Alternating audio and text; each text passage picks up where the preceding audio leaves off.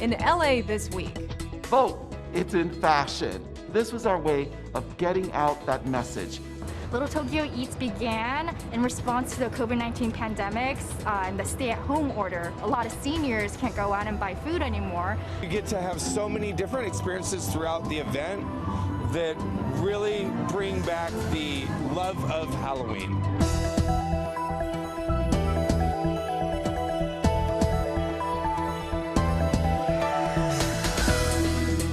Hello everyone, I'm Natalia Bilbao.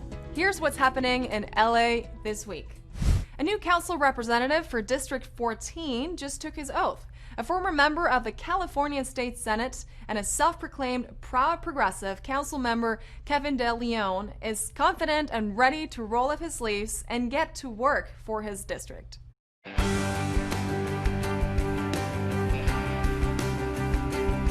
Today, it is my distinct honor to swear in our newest council member, Kevin De Leon. I think Los Angeles is blessed to have somebody of the stature and the experience, and more importantly, the heart of Kevin De Leon. I know that he has already been hard at work. Kevin and his team have been out in the community rolling up their sleeves and hitting the ground running.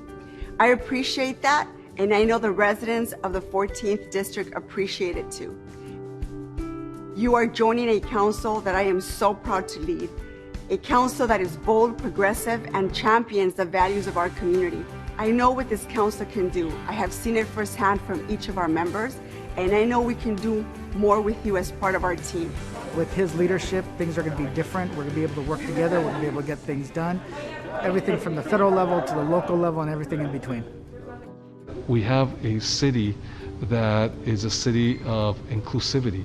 That's a city that we can all prosper together. Not just some folks, but all folks. My name is Kevin De Leon. Even though the pandemic continues to keep us from celebrating together, it was an honor to be sworn in today as your council member, representing the 14th District of Los Angeles. More than anything else, I'm glad that we're in this together, because this unprecedented moment in our city's history requires us to collaborate with each other, support one another, and be there for each other. Desde el fondo de mi corazón, gracias por darme la oportunidad de trabajar para todos y cada uno de ustedes. South LA's most popular food festival has gone virtual and drive-thru for 2020. Sponsored by Bakewell Media and the LA Sentinel, this year's Taste of Soul event was retooled into a drive-thru food giveaway with groceries for residents. Council members Curran Price and Herb Wesson were in hand to help give out the goods.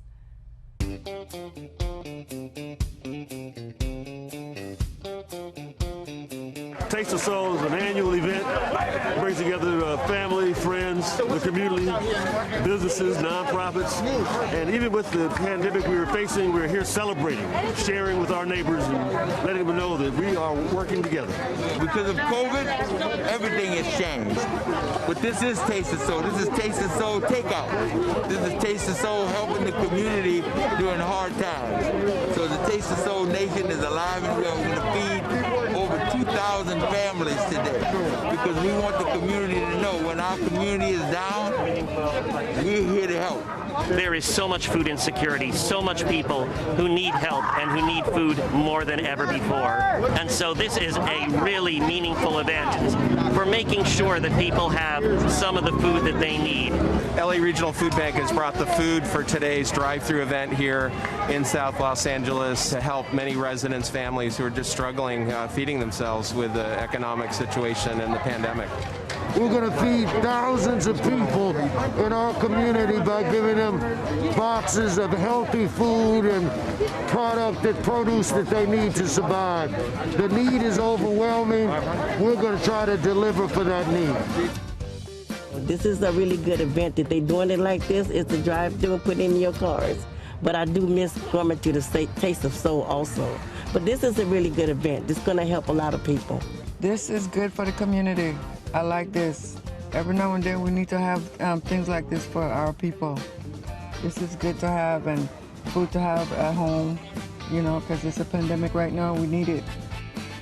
I, like everybody else, miss the excitement and the crowds and than the smells and the tastes of Taste of Soul and all the great music, but we are actually feeding the soul today, and that's really important. Next year, we will be bigger and better than ever. This year, let's lock arms, huddle, and take care of each other.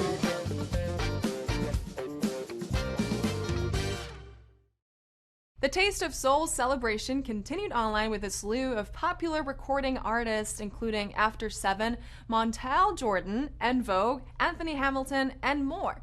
Musical performances were streamed live on tasteofsoul.org. LA this week regularly places a focus on the dire need for food and personal protection equipment. But just as important, there is a profound need to ensure the survival of small businesses. We had a chance to speak with Kat Packer of the Los Angeles Department of Cannabis Regulation, who shared news on an LA industry that could be a prosperous avenue for the right entrepreneur. Take a look. Here in the city of Los Angeles, businesses need to have a license both from the state of California and from the local jurisdiction in which they operate if you want to operate a commercial cannabis business. Here in the city of Los Angeles, the Department of Cannabis Regulation is the licensing agency. If you are a prospective entrepreneur and you are interested in starting a commercial cannabis business here in the city of Los Angeles, I would encourage you to visit the Department of Cannabis Regulation's website at cannabis.lacity.org. The city of Los Angeles is one of a few jurisdictions here in the United States that has developed a social equity program intended to promote opportunities for individuals who have been impacted by past cannabis prohibition to have equitable access to participate in the legal cannabis industry. And so if you have a past California cannabis arrest or conviction, or if you live in or have lived in a community that was heavily policed and impacted by cannabis prohibition, you may receive priority processing of your application and other programming and benefits that the city has set up. Capital has historically been a barrier to entry, and so we have programming dedicated to reduce that particular barrier to entry. And so if you're out there and this sounds like something that you may be interested in, I would encourage you to, again, visit our website at cannabis.lacity.org to learn more information, both about our social equity program and about our licensing program. And cannabis consumers can do their part by, when choosing to consume cannabis, to do so responsibly and to make sure that they are purchasing their cannabis from a licensed operator. Even before the pandemic, the folks over at Cyclovia have been reimagining the use of city streets with the goal to make a motor-only domain more pedestrian and cycle-friendly. Executive Director Romel Pascual talked with us about moving forward with that goal, even during this climate of coronavirus.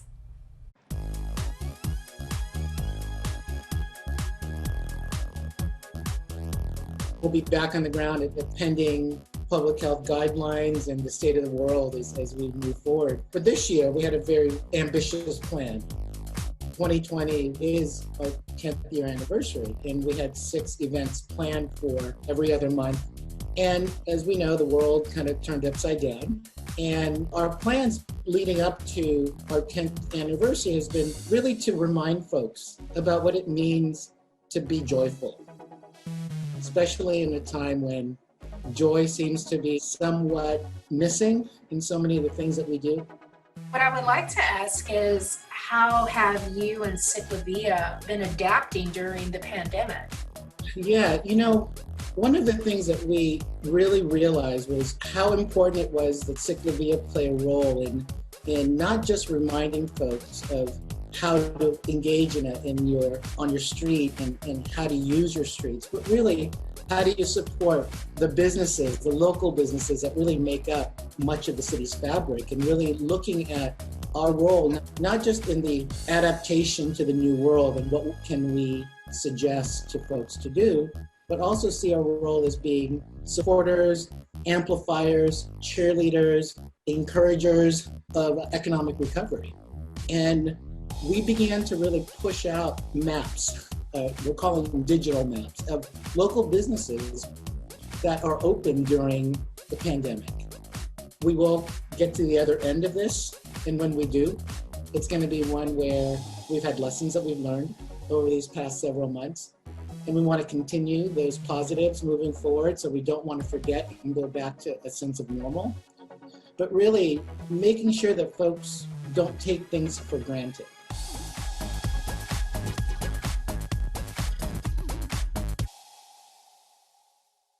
The Fashion Institute of Design and Merchandising takes pride in being on the cutting edge of trends and fashion, and this election season is no exception.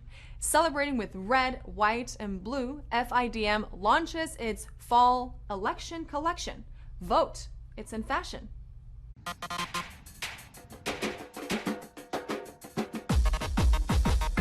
FIDM is a college, university, and we have many majors, including fashion design, apparel industry. We also have an MBA in business. Many people know FIDM and the Fashion Institute of Design and Merchandising, obviously for its fashion and fashion studies. Now, many of our students, they are studying online, they're studying at home, and so we wanted to do something to create excitement over the vote, over the election. And how could we do this, especially through social media? So we thought, vote, it's in fashion. And so this was our way of getting out that message, our campaign to get our students and the public excited and to be able to use their privilege, their right to vote.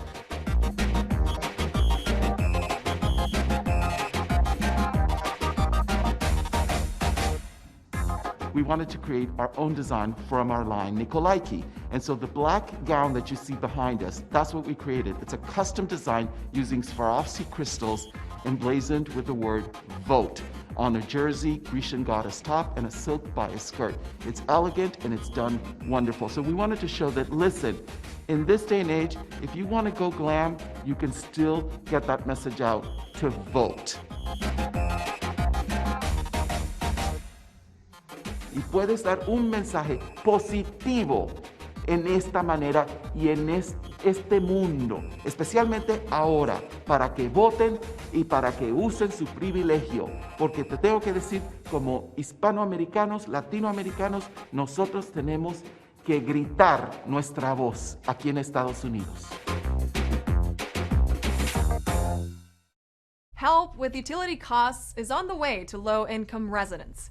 International Urban Wildlife Week goes virtual, and LA Public Libraries scaring up family fun for HauntAWeen. These stories up next on City Beat.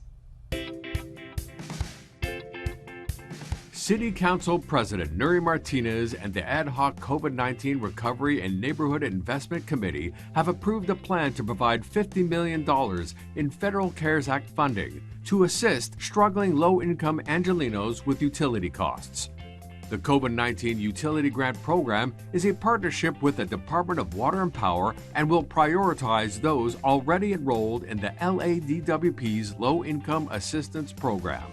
Los Angeles residents making 50% area median income or lower will be eligible to receive $500 to assist with utility costs, including gas service, cellular phone, Wi-Fi, and internet cable services. The program is projected to serve up to 100,000 households. The National Wildlife Federation's P22 Day and International Urban Wildlife Week presents an entertaining and educational event that has activities, games, and performances from artists that the whole family will enjoy. The virtual festivities also include following the tracks of P22, the mountain lion famous for living under the Hollywood sign. To learn more, visit urbanwildlifeweek.org. The Los Angeles Public Library has a week-long of fun for kids up to 11 years old with HauntAWeen. From mask making to story times, this week-long event gets kids ready to enjoy Halloween. Streaming live on the library's YouTube and Facebook pages, kids can enjoy the spirit of Halloween safely at home. Head over to lapl.org to learn about times and events happening for the week. Councilmember Bob Blumenfield is serious about addressing the homeless problem, so much so that he has offered the parking lot of his district office towards one rapid response solution. The council member is hoping to have the first cabin community built and ready for inhabitants by Thanksgiving.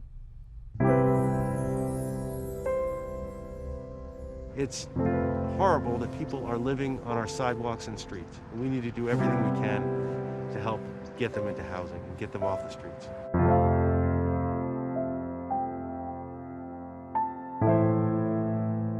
There are 704 homeless people in my council district, according to LASA's point-in-time 2020 count. Here in my district in the West Valley, we really are trying to get every homeless person off the street and into services and shelter.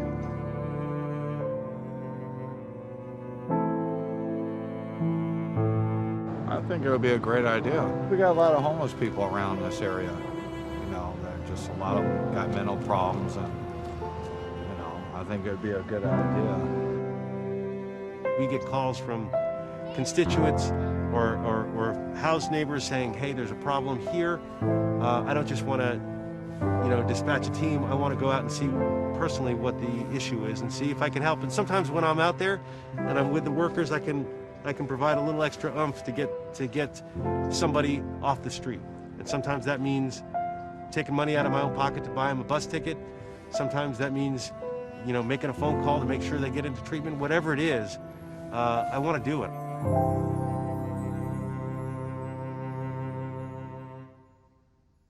Halloween is basically made for two different kinds of people.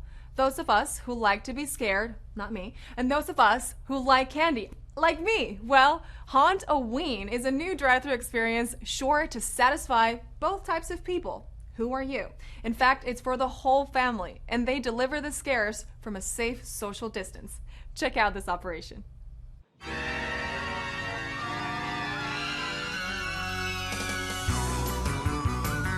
What Experiential Supply has brought you is a COVID-safe experience in which Halloween is absolutely not canceled.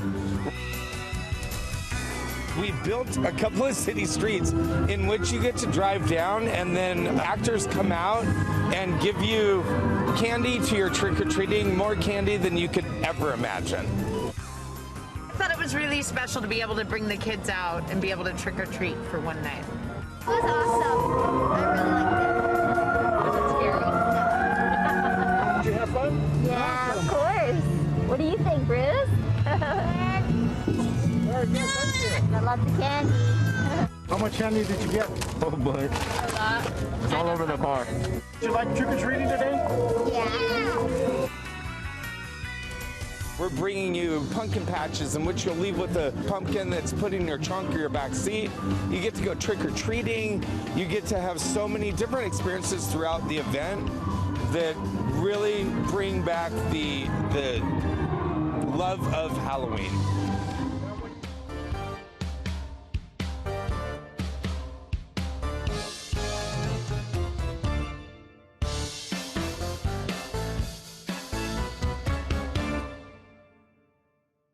It's time to give a tip of the hat to organizations that keep Angelenos fed, housed, and safe in their communities. Little Tokyo Service Center continues delivering meals to homebound seniors.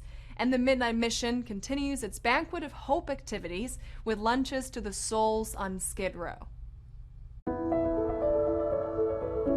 When the city of LA started the Safer at Home order, we were really concerned about seniors and their food because the grocery stores were really crowded and it wasn't safe for them to go anyway.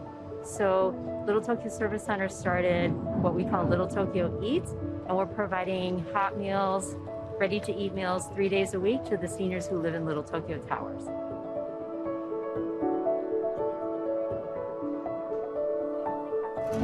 Little Tokyo Eats began in response to the COVID-19 pandemics and the stay-at-home order. A lot of seniors can't go out and buy food anymore. Food delivery is super important because it directly addresses a need, which is food insecurity. But it also makes sure that we're able to touch base face-to-face with people, right? Isolation and loneliness are really big problems during a COVID pandemic like this.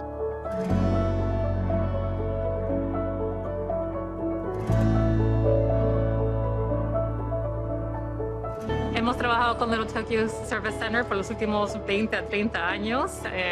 Obviamente la primera vez durante estos meses que hemos tenido la oportunidad de distribuir la comida a las personas de tercera edad. The need for meals, healthcare, PPEs, supplies are really needed, especially towards seniors and those that are affected with respiratory issues, health issues, homebound issues. So the need is actually pretty great. We'd really like to thank the volunteers who've made this program possible. We would not be able to deliver over 5,000 meals like we have without their support.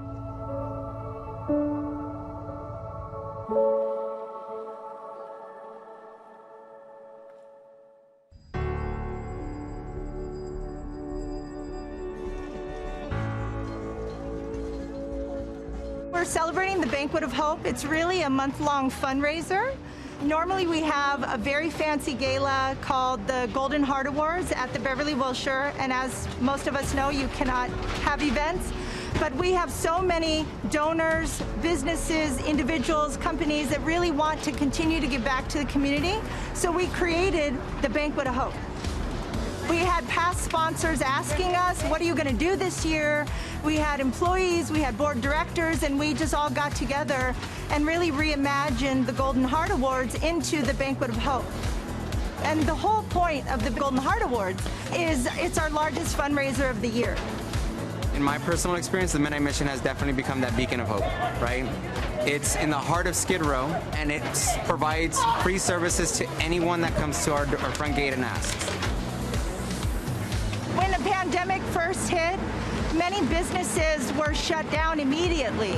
So we had to struggle to find new donors for food and drink and hygiene products. And we also had to increase our security staff, our building maintenance staff, because we needed to keep everybody safe. Los Angeles is an amazing community, and they stepped up, and we were able to continue to feed the community. Feeding increased by about 30 to 40%, and we never missed a meal, and no one ever went hungry that came through our doors.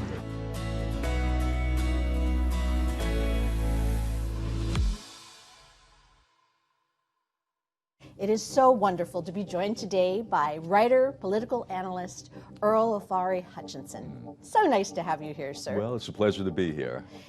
In terms of race and equality, have there been any, are we progressing at all?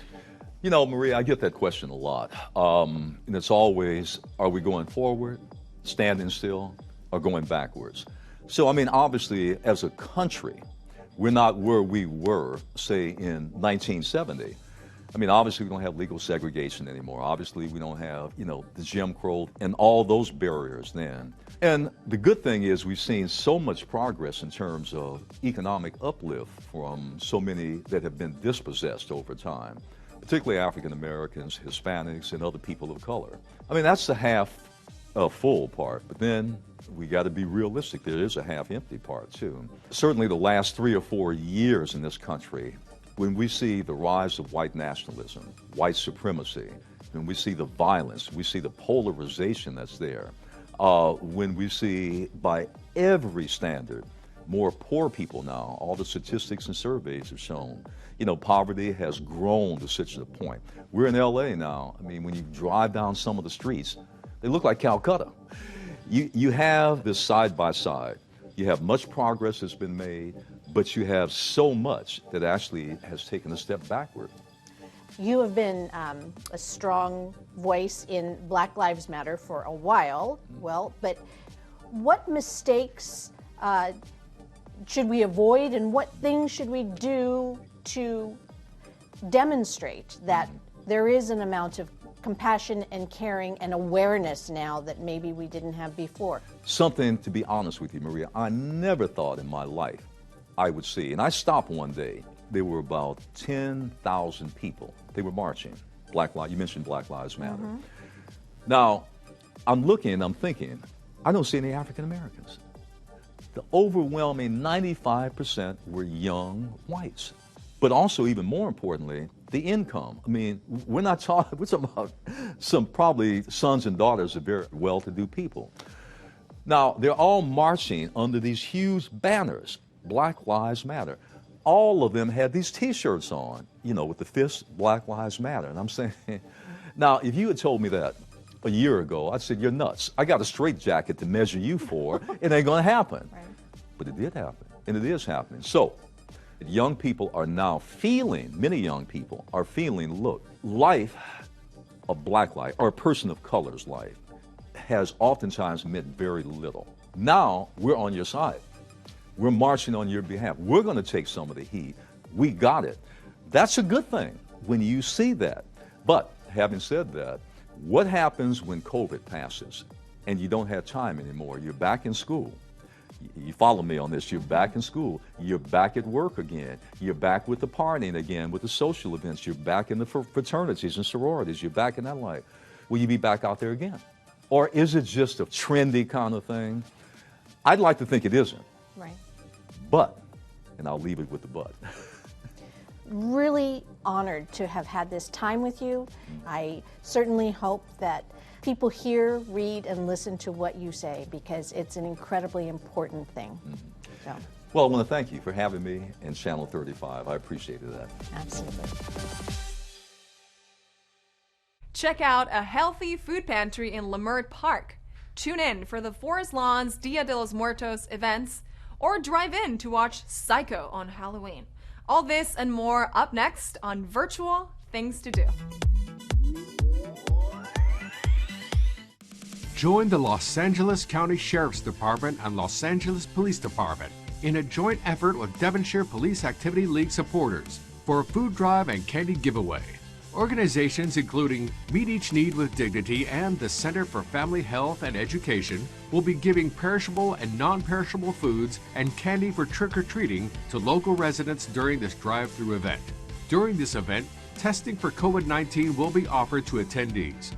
It's a community event that provides a bunch of things the Northridge community needs right now. LAPD Devonshire Pals Food Drive and Candy Giveaway will be happening Friday, October 30th. For specific times about each of these activities, visit devonshire-pals.org. Get online and enjoy the Dia de los Muertos festivities with Forest Lawn. The home of many SoCal's largest seasonal events, Forest Lawn invites everyone to this virtual celebration. This Facebook Live streaming event will include mariachi music, dancing, and much more. Be sure to check out Forest Lawn's virtual Dia de los Muertos celebration, happening Sunday, November 1st from 12 noon to 2 p.m. For more information, visit their homepage on Facebook. Electric Dust Drive-In and Secret Movie Club present a night of classic horror at their latest parking lot cinema. First up is the independent horror movie that launched 1,000 imitators and countless sequels, John Carpenter's original HauntAWeen, followed by one of the only movies that tops HauntAWeen, Alfred Hitchcock's still shocking 1960 horror movie, Psycho. Space is limited for the event, so be sure to get tickets. Spend Halloween night with fellow horror fans in a drive-in experience that is sure to leave a lasting chill. Parking Lot Cinema happens Saturday, October 31st, beginning at 5:45 p.m. For more information on how to attend, visit their listing on Eventbrite. And that's a look at some virtual things to do.